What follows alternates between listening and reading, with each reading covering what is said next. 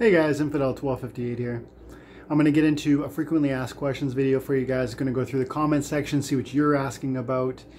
And I don't know what's in there really. I've been juggling some questions while I'm on vacation, but I haven't really done a deep dive recently, so we'll see.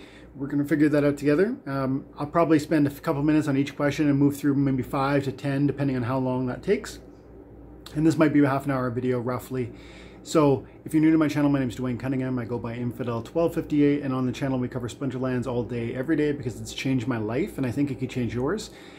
Quickly, what I mean by that is this is an NFT or blockchain-based video game where you get paid with NFTs and cryptocurrency for your time and attention. The payments are trivial, but they actually add up in a meaningful way, and they snowball, and they can really consequently turn into something substantial with a long enough time horizon. And that's why I like this game, that's why I've enjoyed this game, and that's how it's really benefited me, not to mention the fun I have with it, playing it daily and having played it daily for like 4 years. So if that sounds interesting, let's get into it.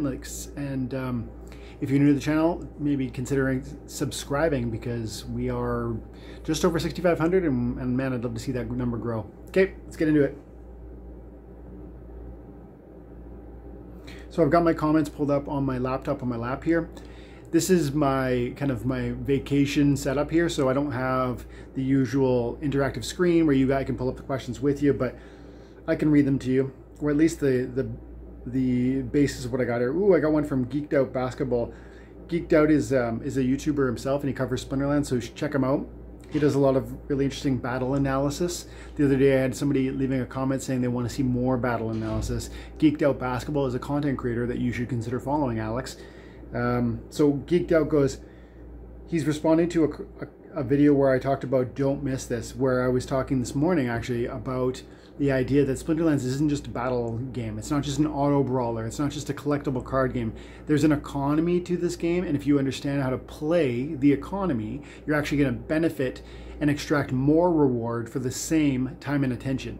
So you can play this game without giving a lot of thought or heed to the economy of the game, but you will go further, get farther, gain more if you understand how the economy intertwines with the gameplay and maybe opens doors for you within the rank battle, tournaments, guild brawls, etc.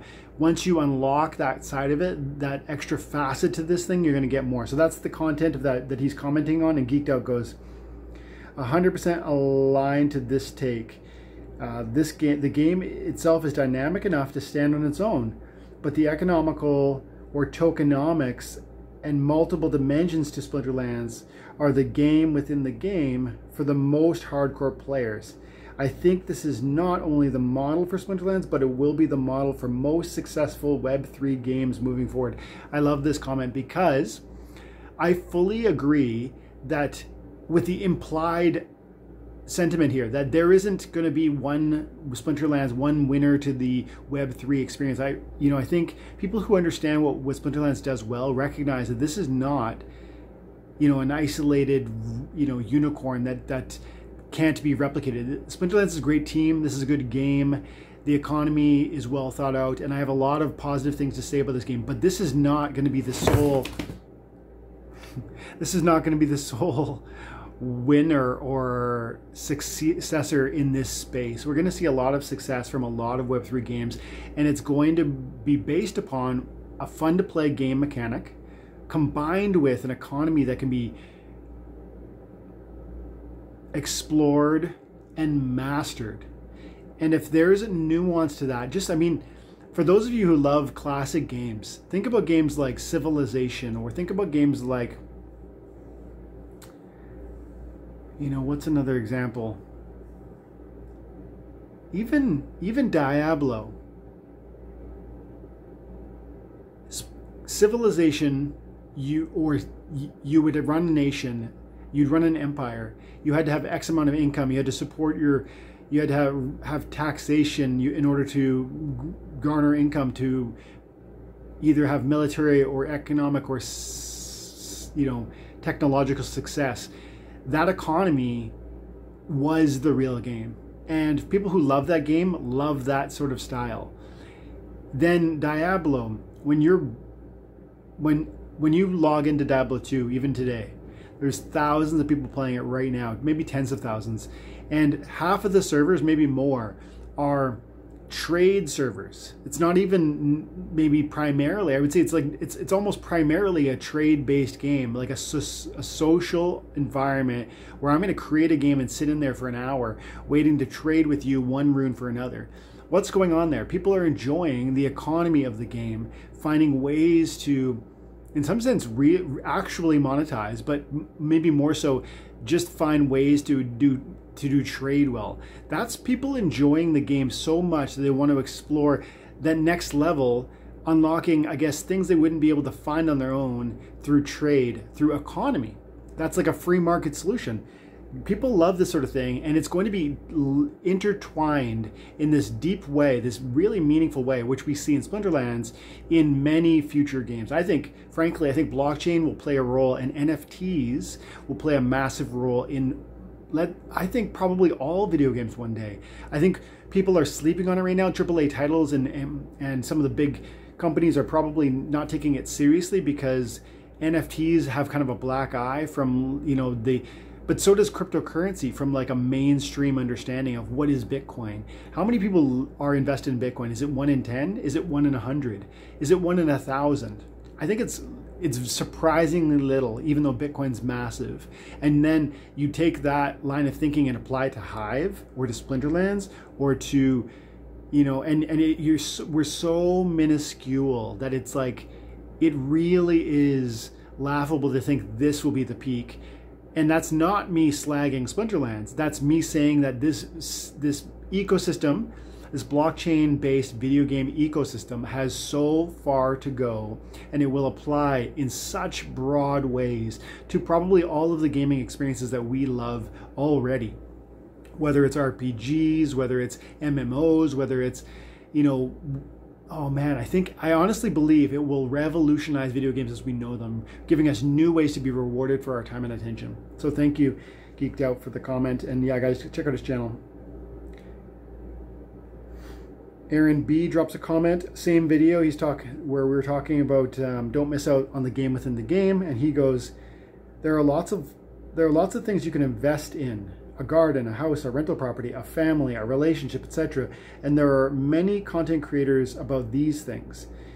Yeah, that's interesting. So it's like saying, he's like taking it from the perspective of like investing, this idea of investing. It, in some sense, it has like a negative connotation when we talk about money. When we talk about like, for instance, invest in this, opportunity and it's going to change your life. It feels as though there's a sales pitch. It feels as though there's a gimmick. It feels as though there's like wolves trying to be pulled over your eyes to get you in to be to essentially pay off the old hands. And that's what some people say about things like NFTs. Like, hey, you just want to sell it to the greater fool. This is an expression that some people bring to cryptocurrency broadly or to NFTs directly.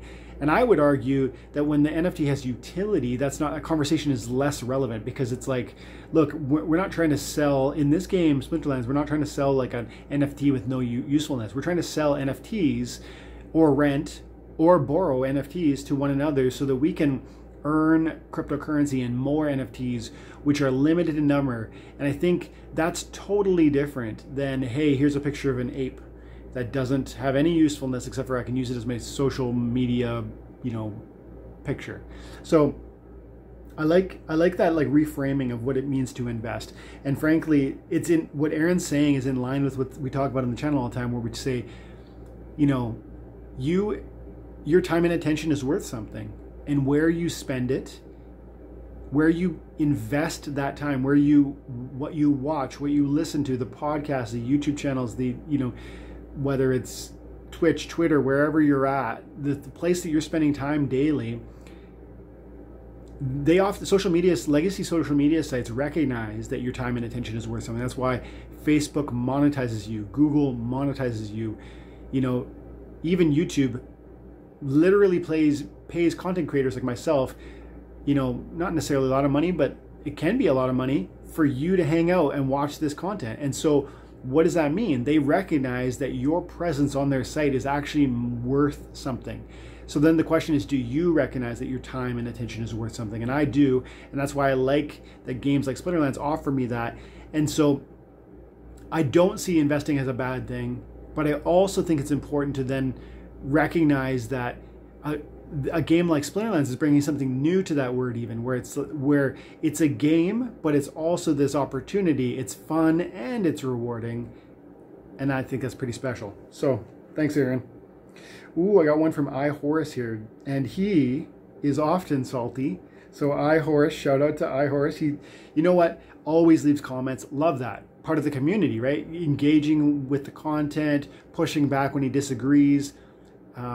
We often don't agree. I don't have any idea what he's about to say, so we'll read it together, we'll learn it together, but I can see the first 4 words. I do not agree. Bold caps lock, exclamation point.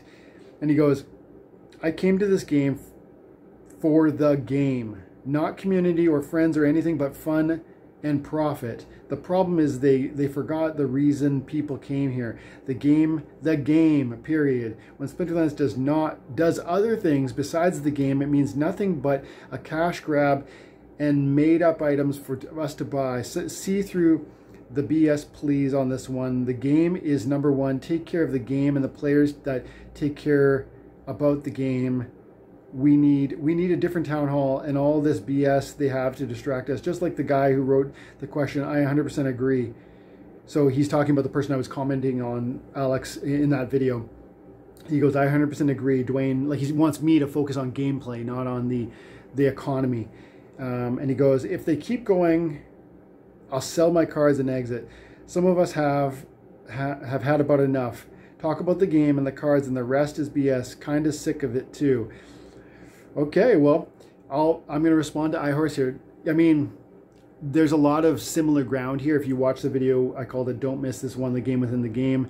I can't spend 30 minutes rehashing everything I say in there, but suffice it to say, you cannot understand Splinterlands fully without recognizing that it is both a collectible card game with an auto brawler mechanic that has an economy that you must navigate. Whether you intellectually understand the navigation of that thoroughly and completely or not, you are engaging with the economy. If iHorus says to me, I don't care what SPS does in the future, I don't care about buying SPS, okay, fine. You're consciously making a decision to engage in Splinterlands in an ineffective manner. Why? Because SPS is critical to extracting rewards for your time and attention within Splinterlands. How? You use it to vote on proposals. You one day will need it to receive rank rewards. Currently, you have to have certain thresholds of SPS in order to receive to enter into certain tournaments, and those events can pay significant rewards. So if you don't have any understanding of how the SPS token works, or what might be a good entry level into that token, or even how you might accumulate some with just your time and attention, because that's possible, then you are consciously choosing to disregard an important element of how Splinterlands operates.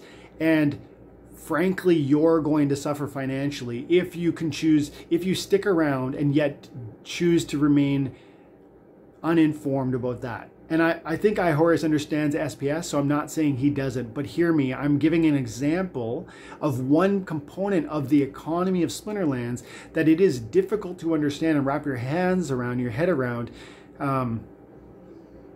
which takes a lot of actual research and knowledge. You have to understand blockchain and Hive, you have to understand trading volume, and so the tokenomics matter. And that's just one example, but DEC is another. The flywheel between SPS and DEC is a third.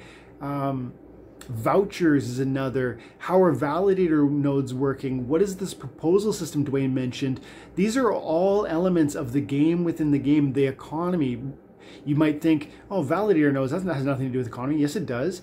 Validator nodes are themselves a token which one can hold and then garner profit out of holding, whether it's validator nodes being paid with vouchers or with SPS, whether it's maybe gaining some certain recognition as a validator holder, and then having a voice in the community, all of these things. So there's this interconnected nature that people like iHorus are not respecting when they say things like this. There's an expectation in his words that this game, Splinterlands, which is again a blockchain-based video game that pays you for your time and attention, yes, in trivial ways that you might argue are insignificant, but people like me who've been here for years recognize those insignificant or trivial rewards will accumulate steadily, and they will one day snowball in a meaningful way. Now, iHorus, it sounds like, doesn't really believe that. And if you don't believe that, then the only question is, do you think this game is fun? I'm saying I love it, it's fun, it's entertaining, but I'm also saying it's actually an opportunity. And people like iHorse are, I don't care about that side of it. Maybe I don't even believe that it has a profit opportunity. I want it to be fun. If it's not fun, I'm leaving, and I will leave. And you know what? More power to you, iHorse. I actually have a friend who takes this game very seriously and came to it from a Magic the Gathering background, and he recently sold all of his cards. I mean, every asset he has in game, about $4,000 liquidated in about a week. And I'm going to try and meet with him sometime a week or two from now, maybe.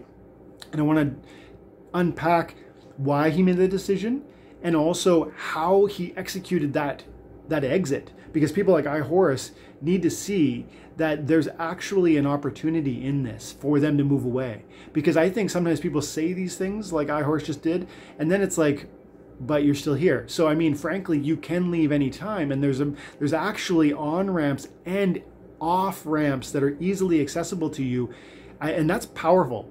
That's actually an amazing argument why Splinterlands is special, not why you should leave, but you're allowed to leave, and that's a beautiful thing about blockchain-based video games, that you actually have value that you can extract now if you choose that you want to be done with it. So more power to you.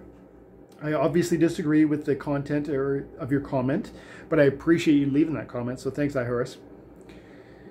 RK3 just says Splinterland, baby, which I appreciate also, because, man, let's go. Guys, things are getting wild. Ethereum's over $2,100. It was around 1,600 when I think Rooney sold, if I recall correctly. So Bitcoin's over 30. I mean, SPS fighting for 3 cents. DC's almost at peg. There's a lot of fun, exciting energy in the cryptocurrency market right now. Gold foil cards are shooting up.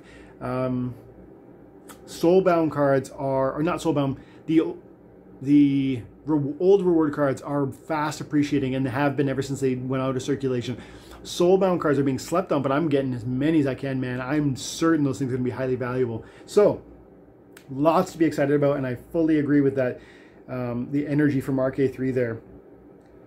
And he also left a separate comment. He goes, "This project is big brain. Go at your pace." Totally. Go at your pace. I love that. Splinterlands is deeply complicated. It's not, like I say, it's not this simplistic battle game that some people make it out to be. There's so much more to it. And not only is there more to it in the form of the economy we've already described, but there's other games, Splinter Forge, which is part of this economy, part of this space, part of the same umbrella, tower defense. GLG is going to be part of that. And we are going to see more and more and more diversification of the entertainment options within Splinterlands, the umbrella. Land is going to be a new experience that is going to have opportunity for entertainment as well as opportunity for financial reward. There's so much going on here. Big brain is definitely an appropriate term. Thanks, RK. Iceberg, dude, I haven't heard from you in forever. Iceberg dropped a comment, and he's been publicly subscribed for a full year. And he goes, land itself is creating another game within the game. And this is so true. I've said this before, and I totally agree with this idea. And this is the amazing thing about Splinterlands. It's not just the card game where we pick 5 cards and you pick 6 cards and we fight and see who wins. And yeah, that's cool. I love that. And I've played that for 4 years and I love it. Land is this whole new thing. And if you don't enjoy the economy side of Splinterlands, then you probably won't enjoy land as far as I'm understanding it. But that there is this other component should excite you, even if it's not for you. because it means new eyes, new attention, new energy. This should be a very exciting moment, even if you don't own land. And then we're going to see boss battles eventually. And like I said, there's others like GLG and Tower Defense is unfolding. And man, there's a lot to be excited about. And land, you're right, is a totally different game. And somehow people are going to think about it like, oh, that's Splinterlands. Like, no, land is one thing. Guild brawls is another thing. Rank battles is another thing. Tournament battles is another thing. You know, and the economy is another thing. And all these other things I mentioned too. So yes, it's super complex and layers upon layers, and people don't give it the right credit it deserves. Let's try and read 3 more. Yellow 6100 goes, Dwayne, don't you think for 1 second I didn't spot the Narnia book over there? Reading to your daughters, eh? Dude, I actually fully positioned that. Like I literally, it's right there, guys. Narnia. It was over there on the far wall over there, and I saw it on the bookshelf, and I thought, you know, if I'm gonna record in this library, that is going there, because man, let's spend a couple minutes talking about Narnia. This series, if you don't know, is one of the most beautiful series of books ever, and I mean for every age range. Your kids let me tell you one beautiful story. I watched so there's Narnia movies. They're not as good as the books. If you can be convinced to try the Audible book version of these stories, do it. If you can be convinced to read the book, do it. But if I can't convince you to try either of those, then watch the movies that I think were all made by Disney. I believe 1 and 2 are both available on Disney Plus. I think 3 is maybe not. 3 is Prince Caspian, I think it is. Anyways. I'm watching the first Narnia book, Chronicles of Narnia. It's probably a 2010 release, something like that. It's relatively new, but also not brand new. And I'm watching it with my kids, and my kids are 8 and 7 now. But I think at the time we're watching it, they're probably, 6 and 4, roughly. And okay, so 1 minute synopsis. These kids find this way into this alternate universe, Narnia. In Narnia, they find this like mythical land, and there's this Aslan character. You can see him on the spine of the book there. He's like the Jesus figure, and he's the god in that land, and he's being looked to come and save them out of this horrific situation where they're being ruled by this tyrant of a leader. And as you walk through that story and you get to know Aslan, the kids, my 6-year-old daughter is just like clearly impacted by who he is, and you just come to actually feel passionate about them. Like you want the best for the characters, as any good movie will do. And there's this scene where he gets in trouble. Let's say it that way. He gets into some trouble, and my eldest daughter was like heartbroken when this moment of difficulty came before him, to the point where she was like, her shoulders sank and she looked devastated. But then there's victory that still comes toward the ends of the movie, and that's not me spoiling anything. There's good triumphing over evil, and I won't get any more specific, but man, when that happens, when the table breaks, when the table splits, let's put it that way, my daughter stood up in my house, raised her hands over her head, and cheered for joy. It's this powerful story of that every person can enjoy. So if you don't know it, check it out. And I'm super glad you saw that, Yellow. I definitely put that there for my Narnia fans. Okay, 2 more. Scott Thompson. So, this was a question I saw earlier, and it's a little bit complicated. The wording is not super clear, so I'm going to try and read it quickly, but I'm going to try and maybe summarize. This will be the second to last question. Scott said, so pricing SPS does raise a question if staked SPS is being used as a reward limiter. I don't even, you know what? I read this 3 times earlier, and I found it's not worded the best. But at the end here, he gets to the point, he goes, is the amount of staked SPS going to be variable in relation to the market price of the SPS? If not, SPS goes to the full moon launch. It could be very expensive for people to meet the requirements for the reward. So what he seems to be asking is, if SPS goes for a moonshot, isn't it going to be super expensive for new players to join? Because we like I alluded to in this video, and I've said many times before, and everybody who knows Splinterlands understands, one day you're going to be expected to have SPS staked on your account in order to receive rewards for playing. Now, last we heard, it sounded as though there was going to be kind of an expectation that you had some SPS staked to receive more rewards. Like I think it was like, it wasn't it seemed as though if you have lots of SPS staked, you'll get maximum rewards. If you have some SPS staked, you'll get some rewards. If you have no SPS staked, I think you still have an opportunity to get some rewards, but they'll be trivial. That was my take on where we last left this when the developers commented on this. Now, I think it's still up in the air, but the point is SPS staking is definitely going to have an impact, whether it's a complete, you don't get anything unless you have an SPS bag, or whether you get very little if you don't get an SPS bag. We're not really sure, but either way, the point is true. If SPS goes on a moonshot and we're up to $1 SPS, how are you going to get 10,000, 100,000 SPS to play this game at the higher levels of the game, which we currently believe we're going to need those sorts of accumulations, those sorts of SPS bags in order to play it, like for instance, Champion, 100 grand is what I'm hearing. How are you going to do that? I think that he's kind of saying, how are you going to do that? I think he's probably pointing out a truth. I think at some point, if SPS goes on such a run, we get to a place where that's not feasible. But there will be answers to this in the form of a rental market, in my opinion. And I've never heard the developers confirm this, but I expect that there will be a rental market for SPS. So you don't have to own it. That's thing number one. I might think you're a talented player, and as an SPS holder, I might invest or I might stake my SPS on you. And so that's one answer to your problem.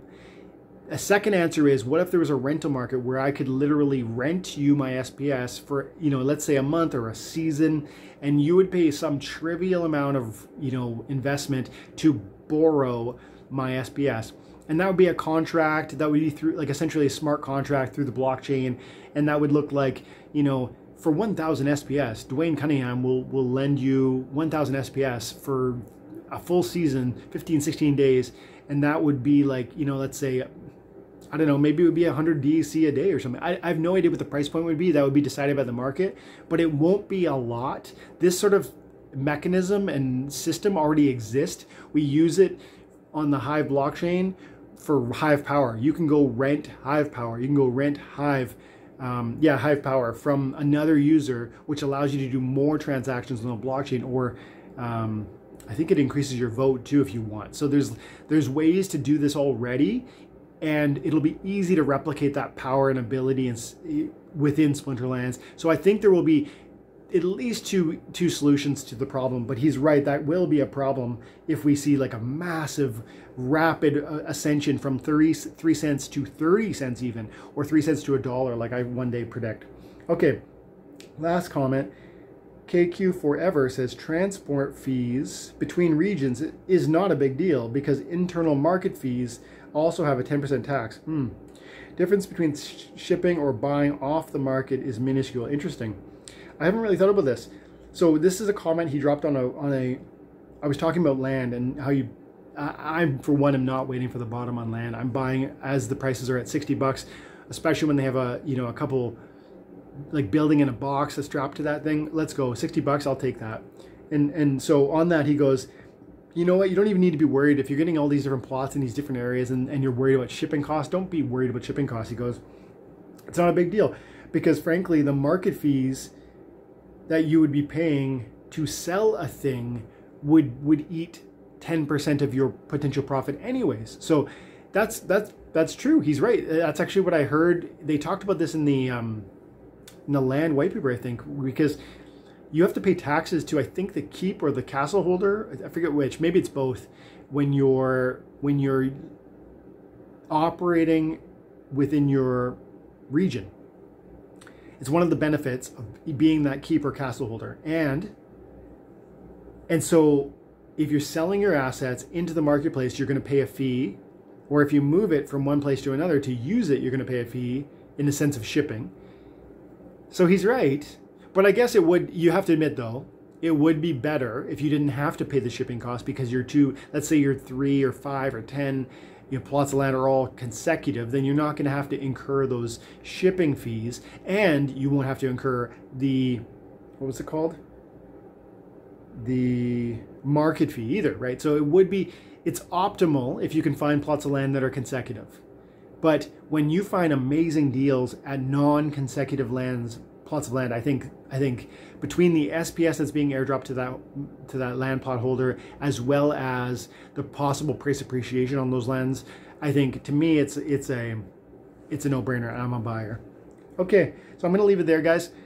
Thank you so much for your time and attention. This will be the last kind of recorded video of this type, and before I return back to my studio on Sunday, I think it's April 16th, I'll be back at home, and I'll try and record something for Monday at that time. And I'm going to plan 2 live events, one public, one for my members only, for next week. If you're watching this now and you're not a member of the YouTube channel and you want to be available to be there for live content, which we usually do weekly, and I field your questions and I engage with you directly, then consider checking out the membership page of the YouTube channel. And that's one way you can financially support the content I'm creating. And you can be invited to those special events. But also, I'm going to do a public one this week too, this upcoming week. So just thank you guys so much for your time and attention. Thank you for the comments below, and I hope you have an amazing day. God bless.